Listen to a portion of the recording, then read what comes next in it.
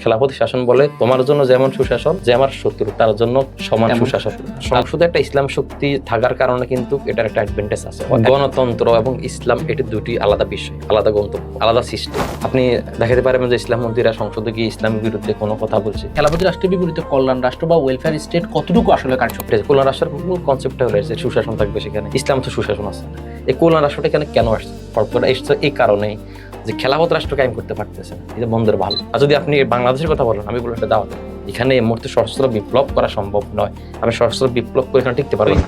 Chairman হওয়া দরকার, কারণ একজন চেয়ারম্যান যেভাবে জনগণকে প্রভাবিত করতে পারবে, একজন রিক্সাওয়ালা সে হালাল কামায়, সে কিন্তু আল্লাহর কাছে পছন্দ নেবে, সে কিন্তু সেভাবে প্রভাবিত করতে পারবে না। খারেজি কারা? এদের বিষয়ে আল্লাহ রাসূল কয়েকটা আলামত বলছে। এদেরকে আল্লাহর রাসূল সাল্লাল্লাহু আলাইহি ওয়াসাল্লাম সরাসরি বলছে জাহান্নামের কুকুর।